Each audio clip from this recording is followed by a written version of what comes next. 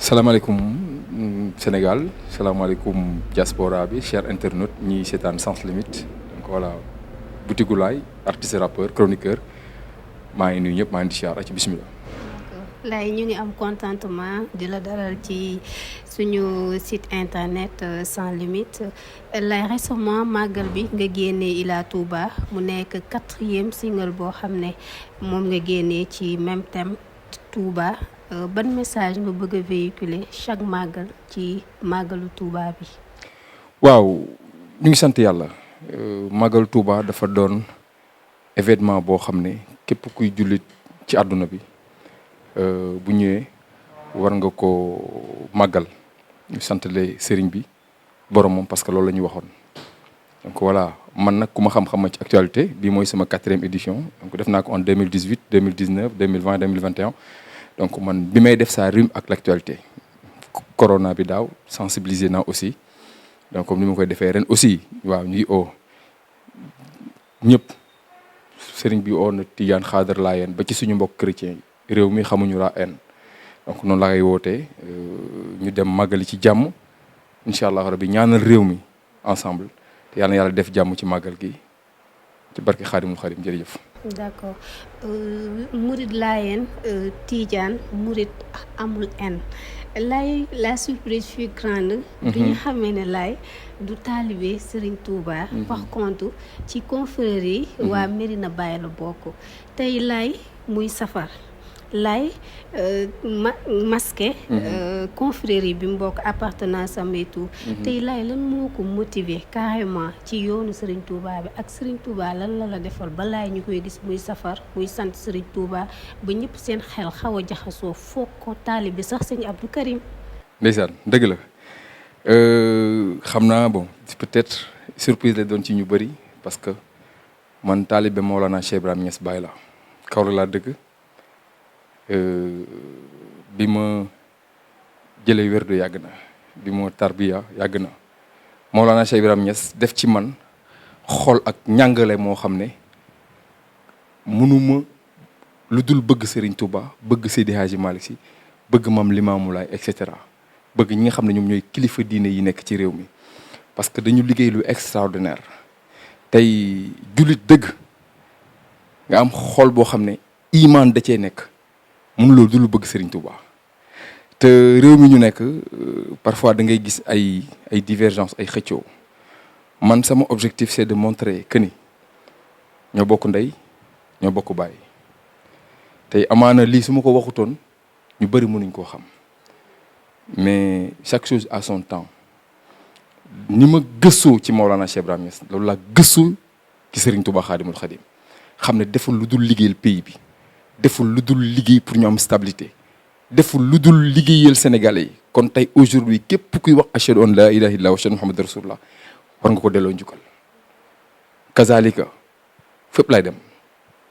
maa ngi nuyu Serigne Abdou Karim dañuy dem ba ci saalam ba toog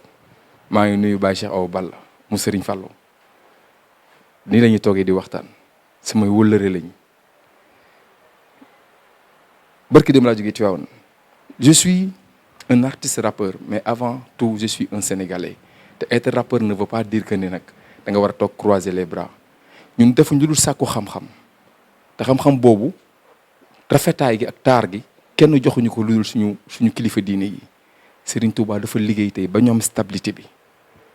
kon donc tey li ma war rek mooy sama baat bi ma yor di ci woy incha allahu rabbi képp ku liggéeyal pays bi bu soobee yàlla suñu borom dinaa jege sa waa kër dinaa gëstu te incha allahu rabbi dinaa ci def la ma war a def loolu moo waral chaque année ñu gis ma ci màggal gi te incha allahu rabbi di ñaan yàlla ilaa ëbët. d'accord tey boo nekkutoon ci confrérie yi waa Medina Baye.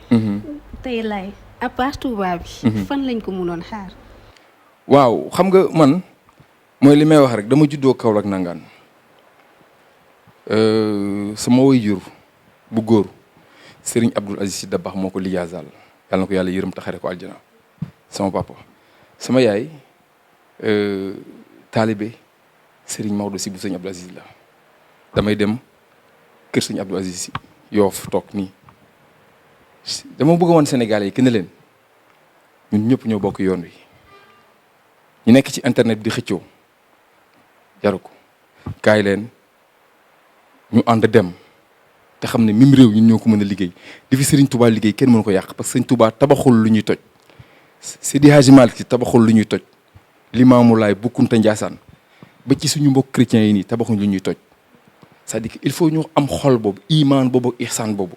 pour mu mën a nekk dëgg-dëgg c'est-à-dire que ki bëgg sa sëriñ mu tarbiyu la defal ci yow dëgg imaan na gëm yàlla non mënuloo gis kilifa diine bu liggéeyal pays bi di ko sikki sàkk wala nga koy dingat quoi. wax naa ko je suis talibé Tidiane te la première fois moo ko Mawlana Cheikh Ibrahima mooy sama sëriñ mais ku diggan sëriñ Touba gis ko ku ko dingat gis ko xam naa ci dara. d'accord ku ko dingat gis ko dinañ xuusaat bu baax ñu ñëwaat rek déjà ci single bi à chaque événement religieux dañuy gis ne Laye dina génnee ci côté mouride dina génnee aussi ci côté gàmmu mais bon bu ñu xoolee aussi que même thème lay doon par exemple gàmmu màggal est-ce que au fur et à mesure boo leen toppee processus boobu est-ce que dina am continuité wala du dem ba mu yàgg mu doon pilotage à vue dañuy génnee nii rek mais contenu bi aussi day des parce que thème bi màggal la gàmmu. waaw xam nga àdduna dafay dox li ñu woy diine ak jamono soo amee xel mu sell xel mu baax tey boo vérifier par exemple samay mbind surtout ci màggal gi di nga xam ne par exemple day wute parce que bisub sëñ bi loo ci wax mu am lu ci des kenn mënul wax lépp donc nag li nga xam ne tey aujourd'hui mënuñ ko ci wax dañuy xaar déwén incha allahu rabbi ñaan yàlla fekkee ko te wax ko parce que loolu moom moo ñu war te aujourd'hui dañu doon ay influenceurs on nous écoute de partout te am na xale yu ñuy déglu yoo xam ne aujourd'hui suñ leeralu seen bopp wala ñu wax leen ne mbir mi moo fi nekk duñ comprendre donc il faut ñu wax ak ñoom ba pare ñun mooy li may wax rek man ku ma xam ma ci actualité quoi man ni ma koy defee màggal noonu laa koy defee gàmmu noonu laa koy defee situation dëkk bi bu amee problème partout donc voilà man actualité bi rek laay suivre quoi donc voilà. d'accord foofu la ñuy defee transition ñëw ci actualité dëkk bi Laye liste noire jàll na fi nga listé doom yi nga bëggut a jur ak doom yi nga bëgg a jur liste noire boobu ba tey nekk actualité parce que récemment rek selon certaines informations yoo xam ne journaliste moo ko génnal muy Tange Tandian xam ne Adji Sarr tas na kër Ousmane Sonko il paraît que deuxième femme am dafa dem et tout y a aussi l'autre camp indi démenti l'information tey doom bi Adji Sarr moomu est-ce que bu nekkoon ci kër gi am benn yar bi ak benn éducation bi tey est-ce que dina nekk au devant de la scène ñu naan tas na wala tasul ba tey ci liste noire ci doom boo bañ a jur lan nga ciy wax ci doom boobu. waaw xam nga kenn ci ñun bëggul jur doom bu bon te am na ci ñoo xam ne seen biir xol ñu ngi ñaan yàlla am doom mais yàlla bu mel ni ñoom kon ñoom xam nañ ni baaxul dafa am loo xam ne chaque jour ma wax ko fii rien ne s'efface te réew mi ñu nekk dañ ko tëgg liggéey ko tabax ko mu baax mu war a baax parfois ñu déborder politique mais il faut ñu raisonner yenn doomu aadama yi ñu ñëwaat parce que bu ma expliquer que ne jabaru diw tas na wala tasul pour man loolu de actualité parce que yóbbul fenn réew mi ki ñu soxla muy politiquement nga ñëw wax ñu loo xam ne par exemple lu leer la ñu ànd ceeg yow waxuñu lu leer ñu bañ loolu mais jabaru diw tas na bon man laay man du ma ci wax intéressé wu ma waaw parce que loolu moom yóbbul fenn réew mi quoi. mais ci doom bi ci liste noire parce que da nga ko listé ci liste noire bëgguma jur doom bi te doom boobu aussi def na débat continuité mu am. c'est vrai xam nga par exemple quand je dis bëgguma jur doom bu mel ni c'est pour montrer aux enfants que ni roy leen ci ñu baax parce que bi may def loolu ñoom seen tur yi mënu naa ko bañ a tudd mais xam nga la moo tax ma koy tudd c'est pour préciser pour montrer aux Sénégalais que ne fii rien ne s'efface montrer aux enfants que ne fii rien ne s'efface te aujourd'hui loo fi def ci lu baax suba say doom fekk ko fi loo ci def ci lu bon suba say doom fekk ko fi kon donc léegi mooy li may wax benn affaire d'accord na ku fi def lu ne assumer ses responsabilités il faut protéger ses arrières tey aujourd'hui man maa ngi sóor sama doom yi nga xam ne tey aujourd'hui ñoom la ma yàlla di may parce que bëgg naa buñ tollee ci âge bi ma toll buñ am lu ñaaw lu ñu leen di joxoñee wala buñ xëccoo dara am wooy wuñ leen c'est ça parce que parfois di rebondir ci turu gaay day dem benn instant sax da ngay def la promotion de la médiocrité parce que loolu médiocrité la quoi donc bëgguma am doom bu mel ni comme ñi ma fi cité mais chaque jour instant bi lii ma gën a ñor mooy les Sénégalais parce que ku fi bon ñoo la bonal Sénégalais ñoo may doole ñi fi nekk ñëpp tey ñi nga gis noonu ñu tudd leen ci liste noire bi Sénégalais ñoo la may doole du les Maliens du les Burkinabés du les Français cliqué wuñu leen mais les Sénégalais ñoom ñoo di cliqué di leen seetaan di leen saaga yaa ngi di may doole tey ki nga xamante ne aujourd'hui dafa jug pour yàq jug pour def toroxal nit jug pour uñu sutura doomu aadama bi bu amul kenn ku ko déglu ñaari fan mu bàyyi mais je suis désolé les Sénégalais ñoom ñoo dooleel bon ci réew mi. est-ce que tey kon sénégalais yi dañuy xaar carrément contenu boo xam ne day médiocre pour ñu mën a nekk si je comprends bien. waaw parce que xam nga mooy li may wax rek il faut ñu arrêter de promouvoir la médiocrité surtout yéen la presse tey aujourd'hui lépp lu benn bêtisier génn wax ko ki koy may doole yéen la tey da ngeen am doole trop ci réew mi parfois ñu naan presse mooy 4e pouvoir mais doole bi leen yàlla may yéen seen bopp war ngeen ko xam parce que lu ngeen laal mu feeñ mais yéen parfois il faut ngeen di xalaat ñi nga xam ne ceux qui sont derrière c'est pas parce que da nga bëgg ay followers wala da nga bëgg xaalis rek moo tax tey aujourd'hui ki moom site bi gën a ngand bu wàccee bu demee toog këram ak ses enfants bu sañoon éducation bu baax la ñu am kum ki gis ngay roy koo xam ne waratu naka sudul noonu day ñëw taxaw ne la il faut arrêter je veux pas que nga xool kii je te donne l'exemple de Adamo tey ki nga xam ne moo ëpp follower ci site yi bu wàccoon gis doom di seen Adamo mu tàkkale ko te pourtant dafa bokk ci ñu koy partagé daf koy def pour lan pour amay follower daf koy def pour am xaalis wala est-ce que mu ngi xalaat les enfants ñi nga xam ne aujourd'hui ceux qui sont derrière nekk wuñu ak seen papa wala seen yaay am par exemple amuñu temps boobu donc ñoom ñooy tey ñi nga xam ne ñoom lañ gën a suivre ci réew mi ñoom bokk nañ am nañ part de responsabilité pour yar waa réew mi surtout xale yi quoi donc voilà. mais Adamo pour moom day liggéey parce que compte Instagram am la yor ak nombre de vues. ak ses lives aussi. dafay liggéey quoi. pour moom. bon en tout cas je dis aux Sénégalais que ni leen mbon jarul promouvoir yàlla ñu yàlla dolli sutura yàlla ko bëri sutura la te mbon jarul promouvoir ma lance un appel surtout la jeunesse bu leen di cliquer ci lu bon avant de partager quoi que ce soit xool leen ko lan la leen di jural seen diggante ak seen borom ak lan la leen di jural suba léegi il suffit de dugg ci page Facebook doomu aadama xam ban nit la parfois nga bind ma wax ma liggéey damay dugg ci page Facebook su ma fa gisee lu ñàkk fayda je dis que kii dafa ñàkk fayda parce que doomu aadama li ñuy partager rek loolu la quoi li ngay cliquer rek en fait génnuloo ci quoi donc arrêtez nañ tey aujourd'hui je donne l'exemple xale bi jëloon récital Coran bi ak waa Sénico muy nuyu waa Sénico ci affaire bu nice boobu noonu mais est-ce que booy fàttewuñ tur bi xamatuñ kan la sax xamatuñ kan la te pourtant ndeysaan fu sori ci réew mi la xale bu ndaw war a mën a tey am diine jooju noonu kooku c'est un star la kooku star lañ ko war a def mais tey boo wàccoon ci réseaux sociaux yi boo ko posté xamuñu ko sax les enfants xamuñu ko parce que pourquoi les sites web dañ ko waroon di publier chaque jour que jëfee voici l'enfant yëf yi la jaar mu intéressé ñenn ñu dem gëstu ko war a mën a roy ci ñoom mais non un gars bu génn un Pawlish Mbaye bu génn waxu dof après ñu partager ko partout au Sénégal.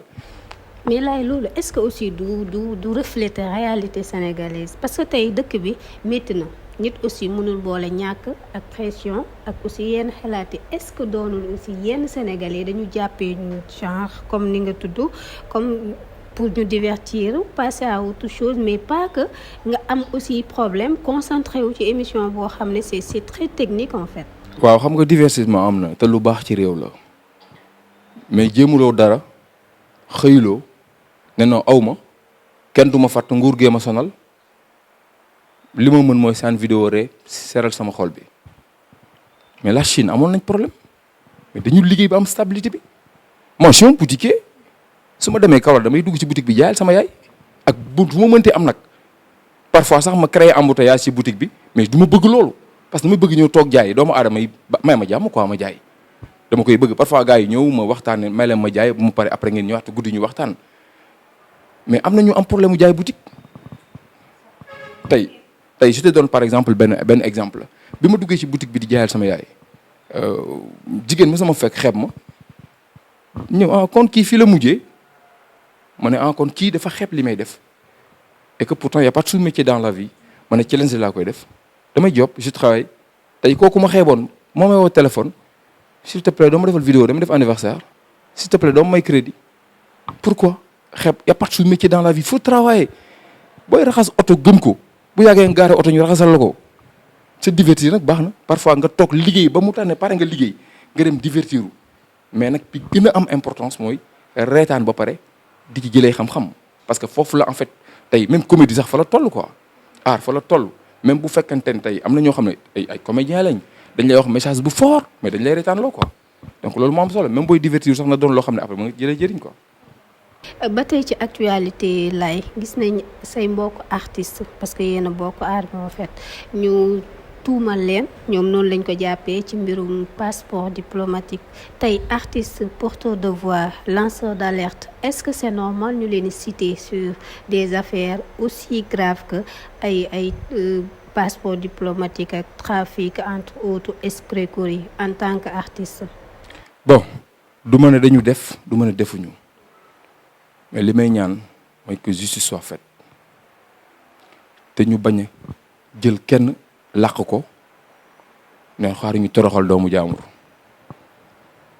justice bu équitable lañ bëgg te loolu dañ ko war a imposer parce que tey aujourd'hui lu waral combat bi métti bi mooy dañu gis que ne justice bi nekk Sénégal dafa am kumba am ndey ak kumba amul ndey parfois moo waral yenn yi mais man je dis une chose ku nekkul ci dëgg na la yoon teg ci dëgg nul n'est censé être au-dessus de la loi boo nekkul ci dëgg dañ la war a teg ci dëgg ak ku mu mën a doon nag c'est pas parce que je suis un rappeur ba ne tey sama mbokku rappeurs yi bu ñu amee problème tey aujourd'hui dama leen di masawu ku am problème yàlla na si yàlla suñu borom teggil problème bi je compatis mais bu fekkante ne lañ la tegee loxo dafa dëppoo méngoowul ak li tey yoon wane nañ la teg ci yoon loolu mooy tax ñu am dëkk bu normal ak ku mën a doon nag nga nekk ci état bi yow nga ne amul bàyyiwuñ kenn képp koo xam ne da nga war a tegu ci yoon te teguwoo ci yoon suñ la jàppee na la yoon teg loxo teg la daan yi mu la war a teg kenn nag bu kenn rëcc parce que loolu mooy tax réew jëmale kanam mais bu diw defee lii nga ne non ci man la bokk bàyyi ma protéger ko après génn loolu jëmalewul réew kanam quoi. que justice soit faite là mais est-ce que normal la ak crédibilité artiste aussi que yenn sujets yi ñu la ciy dégg en fait parce que doo ñëw ne askan bi ngay xeexal. yow tu es contre la corruption doo def lii ñu citer la avec des vidéos là ça pose problème. jànke gore yomb na jafewul de gore wallaay jafewul xam nga ban moo métti mooy gore ba xëy dee que ne kii durant toute sa vie. musul soxla daraay doomu aadama yi li mu am yem na ci te buggul def loo xam ne aujourd'hui tey lu ñuy tere la gore yomb na bëri na ay doomu aadama yu gore mais gore ba xëy dee moom moo jafe donc ñun nag ay nit lañ rappeur nit la comprendre nga politicien nit la ku nekk nit la mais nag am na fenn xam ne boo fa tollee dafa am loo xam ne lu ñuy wooyee doyloo li la yàlla suñu borom dénk loolu iman bu ñuy def ci yow la éducation bu ñuy def ci yow la nit ku ne nag par exemple am na loo xam ne soxla nga ko xam nga la mooy waral yenn affaires yi tey par exemple bëgguloo amul te mën a gis fi ñu koy defee nga toog yow en âme et conscience nga ne bu dul dara sama diggante ak sama borom lii nii tey par exemple du doon na lu ñu may laaj suba dafa mel ni man li may def rek li may def ni dama jiital yàlla suñu borom parce que jàpp naa ne lépp lu ma ci wax rek ëllëg su ma toogee ak sama borom dina ma lii ak lii ak noonu ko defee woon donc su ma jiitalee yàlla suñu borom ci li may def donc voilà dinaa fexe defee bu baax. est-ce que loolu du wane aussi nag art bi aussi fayul bu baax ñi nga xam ne ñoo koy def précarité biñ ciy wax. waaw xam nga ñun ñoo opté doon ay rappeurs tey par exemple boo demee ba gis ne lii nii gisoo ci sa bopp yow tu veux être un millionnaire nga bëgg am ay kër yu bëri te nga bëgg dawal ay oto te musique bi mënu la ko may bàyyi ko defi leneen mais non attends ci biir musique bi may nekk nii. mën naa ci ef loo xam ne mën na ma may lii ak lii ak lii te dëppawul ak li yoon tere mais boo ci duggee buñ la jàppee assume tes responsabilités est-ce que comprendre nga assume tes responsabilités li may wax mooy waxuma diw moo def waxuma diw deful mais li am ba am mooy képp koo xam nga def nga te war a woon def na la yoon teg ay daan loolu mooy tax Sénégal jëm ca kanam te bañ a làq kenn nag kii si man la bokk xaaral ma làq ko déedéet loolu soxlawuñ ko ci état bi ñu nekk. D'accord. ci régime bi. avant dernière question balay jootaay bi ñu koy yëkkati artiste ak activiste est-ce que ça colle bien mun na dem fii ci Sénégal parce que bu ñu xoolee ne activistes yi ak état seen ànd demul kon tey est-ce que loolu du impacter carrément profilu artiste bi. waaw xam nga mbir moom boo koy def bu da nga koy jox akam jox ko cëram parfois am na fooy toll sa casquette artiste dafa am lu muy laaj soo dee activiste moo am lu muy laaj est-ce que ñaari sa kol yow la su la arrangé def ko su la arrangé wul bàyyil c'est-à-dire que benn mbir rek la laay wax parfois bëri na ci réew mi ñoo xam ne dañuy nekk ci benn business mu nekk musique bi am ci benn audience dem ba amatuñ ko pour maintenir dañuy ñëw ne la moi je suis activiste lu ñu démarrer la loo xam ne par exemple peut-être sa carrière da nga koy bokk ci loo xam ne xeex bi la comme par exemple le cas de kër gi ba ma leen xamee ba suñ joon yàlla tey dañuy xeex est-ce que comprendre baax na xam naa leen ci côté waaye naa leen ak Kaolack dañuy xeex ma ne xamee ba tey dañuy xeex musuñu juboo ak régime parce que à chaque fois dañuy xeex quoi ce sont des rappeurs activistes waaye nag activiste bi bu fekkente ne par exemple ça colle ak li ñuy def xayrun xam nga la moom solo mooy lépp looy def ci àdduna jiital ci sa diggante ak sa borom fii lu gàtt la waaw mais franchement am na yoo xam ne bon ñaan lu ma ko benn artiste mais may li may wax rek ñun ñooy xeex dëgg kon bu ñu gisee ku nekkul ci dëgg nañ ko teg ci dëgg. D'accord. Dernière question. Là, il est rappeur activiste, rappeur businessman wala rappeur tout simplement? Moi, je suis un chroniqueur, un rappeur boo xam ne waxu Ndiaga Mbaye ga yaa war a wax yaa ñu saf bu mu la tax a wax loo xamul parfois les gens m'appellent looy xaar a wax ci lii du ma wax ci lu ma xamul dama toll foo xam ne léegi Sénégal yëpp dañ may déglu te bëgguma wax loo xam ne yéen da ngeen toog suba naan ma yaa fi waxoon li te lii amul. déet nag laay buy téye rek nag débat bi téye ko ci journaliste yi ñoom ñoo doy waar ñoo yàq lii ñoo def lii ak laay du fa demee noonu la. du ngeen baale moo tax. boo nekkee ak ñoo xam ne duñ la baal da ngay fexe bañ a juum moo tax man la léegi avant balaa ma wax ci dara damay dem gëstu ci ba mu leer ma ne exactement li ma war a wax nii moom moo am ma ñëw taxaw ma wax ko. le mot activiste sax man bon du ma ko coller sama business boobu mais xam nga la moo ma ñor le Sénégal li ma ñor mooy defar réew mi defar jikko yi fexe ba xeex lu bon moom dinaa ko xeex ba xaw ma ñoom ñoo may faagaagal xaw ma maa di faagaal mais lu bon moom dinaa fexe ba xeex ko. incha allah est-ce que doo allié ak waa Jamra Mame Makhtar. bon combat bi ni ñëpp bëri man xamee ñaan mooy damay ñaan yàlla gis ay boutigulaay yu bëri ay boutigulaay yoo xam ne partout au Sénégal parce que man li may prôné damay wax ne dafa noble te na ma bëgg gis yu ñu bari quoi mooy ñu xeex loo xam ne pour un Sénégal meilleur fexe ba lu bon xam nga lu bon moom dans tous les pays du monde am na mais nañ fexe ba mu doon minoritaire bi mais lu bon bu ëppee te li ñu gis ci réew mi bon ñi bon ñoo ëpp ñi baax léegi nag il faut mu am ay doomu aadama yoo xam ne dañuy xeex lu bon pour mën a par exemple barème boobu ñu yëg ko ba mu leen ne instant bi li bon ñoo minoritaire bi quoi. te loolu man sama combat la di sàkku nag yàlla na yàlla def ay boutilats yu bëri. amiin lay sa dernier mot émission bi jeex na. bon en tout cas maa leen di remercier di